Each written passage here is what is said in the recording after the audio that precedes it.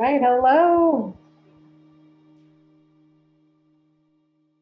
Can you hear my wonderful music? I just started to stream it.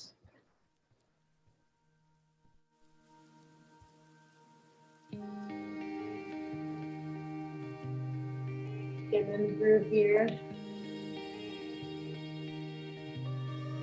Soul rising.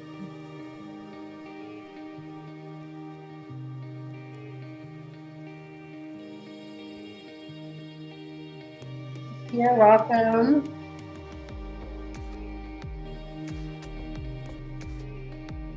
So below if you're here, house, like.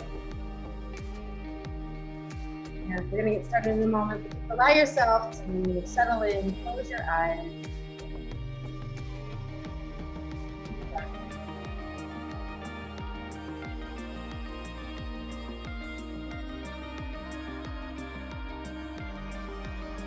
David, here you're watching the replay.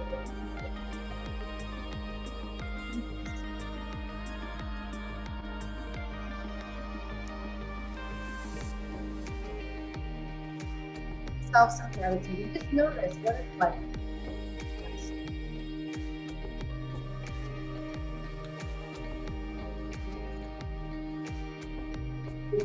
Press on and do something because it's productive.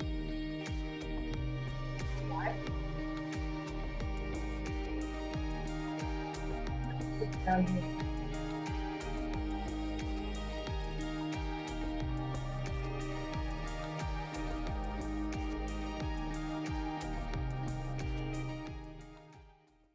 Music from Soul Rising, Koala Carlos. It's called Gratitude. Oh, right.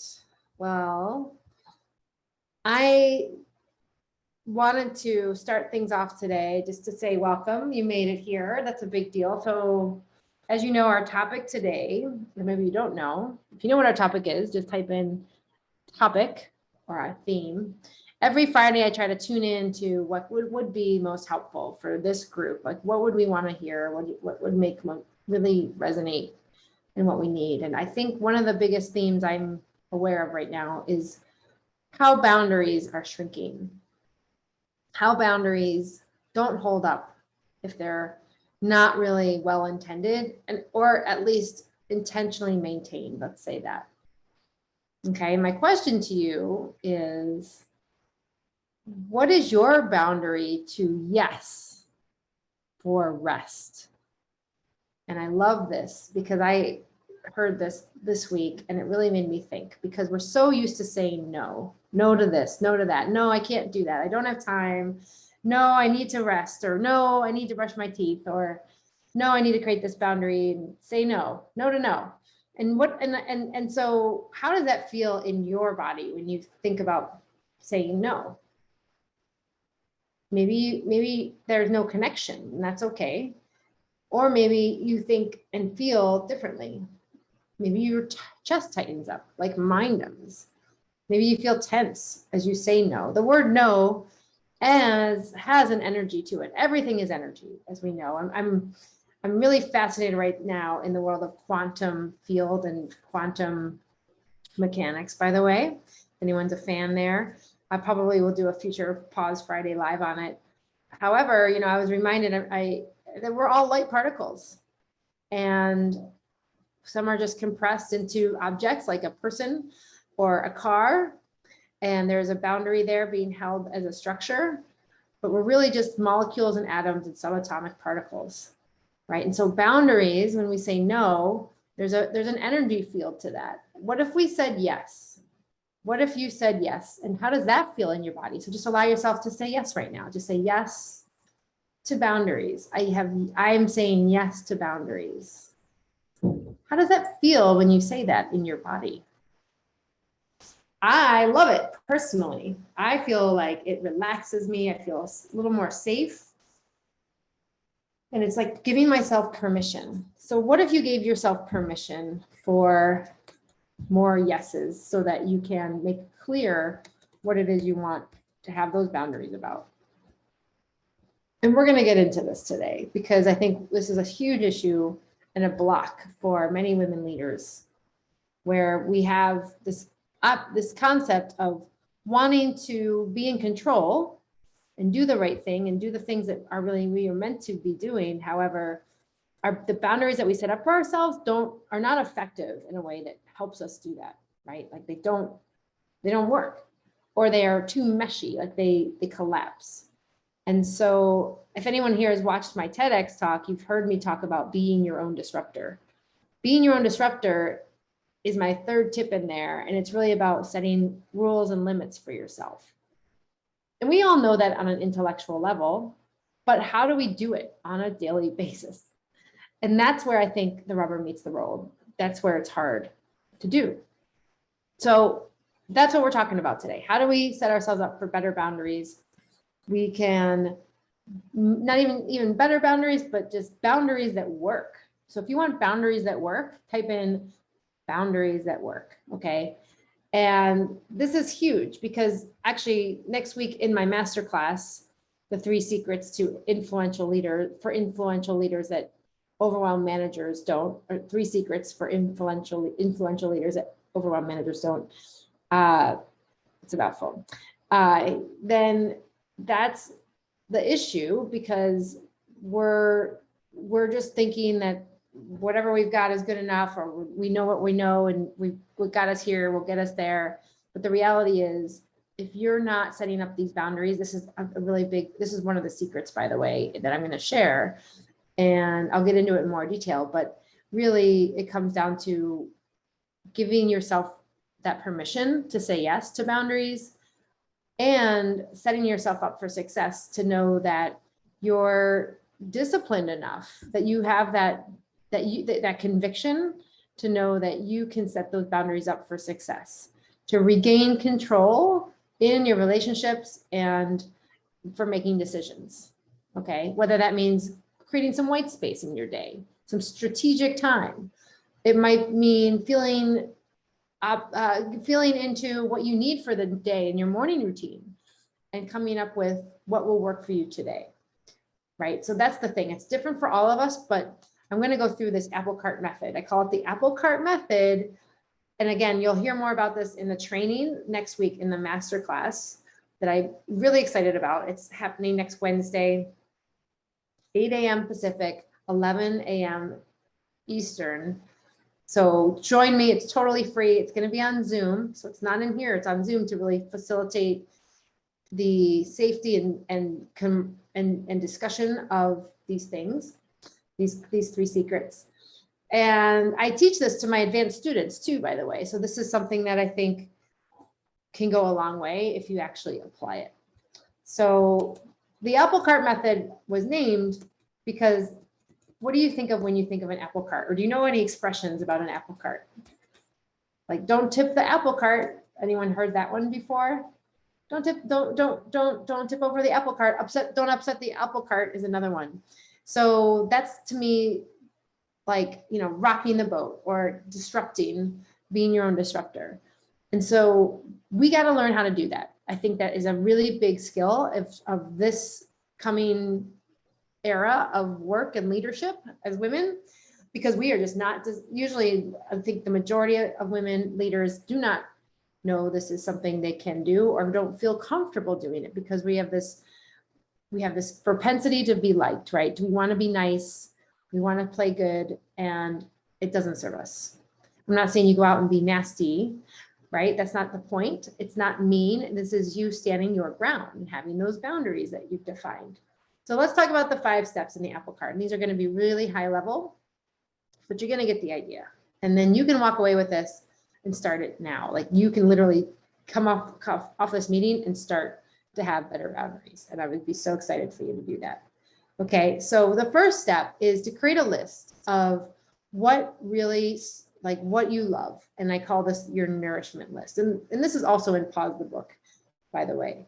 But what is it that nourishes you? And then I'm not going to get into nourishment today, but the things that make you feel good. Okay, so maybe that's your morning cup of coffee. And it doesn't have to be a long list. It might be 3 to 5 things, but these are things that really bring you joy on a daily basis. Maybe it's seeing the sunshine in your face, or getting getting a hug from your fur baby, or whatever a hug would be from a pet or your child or your loved ones or whomever. Okay, so then that's on one side of the paper, and write them down. I don't think it's the best to put them in a digital format, although you can, and I've done that myself. But when you write them down, your brain is actually processing things because you're handwriting them down. And welcome if you're just joining us here. Let us know if you're here. Just say here in the chat. I'm here as well. We're making the list here in the 5-step apple cart method for better boundaries. Okay, so the first step is what's nourishing you. You've got this list. The second list right next to it is going to be what drains you, right? So it's basically the opposite, like what takes your energy, what gives you energy, what takes your energy, what drains you. This might be washing the dishes. This might be arguments with my partner. This might be Excel sheets, taxes, big tax season right now, right? Today's the day I think they're due. Yay, we're done. So you're gonna have this list of these two things. That's step 1 and step 2. Okay, and now you're gonna look at this list above and prioritize what is giving you energy. What rank would you give those things? Okay, maybe you pick your top 2 or 3 things. And those are, think of them like essential things. And I would actually call this your list of non-negotiables. So circle maybe 2 to 3 things max on that what nourishes you list, or what gives you energy list that you want to prioritize. Okay. What would those be? Might be getting my kids to bed by 8 p.m., tucking them in, reading them a story. Wow, what a great idea for quality time, right? Okay. So that's step number 3. And then step number 4 is to create what I would call rules, which are limits, really, to ensure that these things happen for you in the day. Okay, so what would those rules look like? And the plan would be, they could look like anything, but they need to resonate with you. And you could say, if it's 7 p.m., then I start my bedtime routine with then it's bath time for my kids. Okay, so that's a non-negotiable. If you've chosen that as a non-negotiable, that means you need to do whatever needs to happen for it to happen. And that might mean saying no to something because you said yes to that boundary. And that's where the rubber meets the road, right? That's the challenge. That's upsetting the apple cart, because you might have to say no firmly and really create that boundary. And it might displease someone. It might set someone who's not going to be happy. But that's okay. Maybe it's your kids. The actual kids aren't happy because they want to stay up later, right? So the idea is, what do you do to feel good? And think about a work scenario. Maybe there's someone at work, there's a 8 p.m. meeting with China, or 10 p.m. or whatever that is. So maybe there's a negotiation there that needs to happen, and you can share the context of why that's so important to you. And maybe it becomes a compromise where once a month it's not happening, or twice a month it's not happening, if it's a weekly meeting, let's say. So give yourself permission to expand your thinking here. And now notice, by the way, am I shutting myself down? Am I in a fixed mindset? Right? Carol Dweck talks all the time about growth mindset. We know her book, The Growth Mindset. And catch yourself, call yourself out and be like, oh yeah, I'm actually assuming that's not possible. Awesome. You just called yourself out. You made a huge insight, a big aha moment. Awesome. Okay. What could be a growth mindset for you? All right. So that's step 4 is the rules. Okay. And then the last step is to expand and protect these boundaries and get support. Okay. So here's what you can do. And you can do this. We can do this together. Close your eyes. We're going to physically sense where our boundaries are physically. You can tell where the floor is. You can tell where your seat might be, or if you're standing, where the air ends, where your body begins. And imagine yourself just putting out a boundary in front and behind you, above and below you, that is your space. Okay, and you can even like push them out with your hands to make them a little bigger. And obviously we can't see anything here, but do you know that there are more than meets the eye or any 5 senses in your sphere at any time? Okay. And then you can protect these boundaries, right? You can protect them. How do you protect them? Well, you can claim them, right? So like you could actually say with your hands out, this is my space and nothing but love and light is here. Isn't that cool? Right? And that's just for you. You've got your other list of boundaries and rules that you're setting up. So getting support means sharing what you're working on. Maybe it's in the Pause to Thrive Sisterhood right here. You could claim that. You can tag me or anyone else that you'd want to get support on and love these people up. If you see someone who's asking for support or sharing, give them let's share the love, right? Give them a heart and a high, but I say go all the way and give a heart, because that's also energy and you're sending that to someone, even if it's a little graphic. It's from you and your heart. Okay, so that's it. That's the 5-step apple cart method. And I tell you, this is a powerful exercise and it challenges us because there will be resistance, most likely. There will be times where you don't want to do it because it's so much easier to go back to complacency and to go back to what feels comfortable. And most likely, if you are feeling like your boundaries need some work and you aren't setting yourself up for firm boundaries, then there's work to do for you. And you don't have to do it alone at all.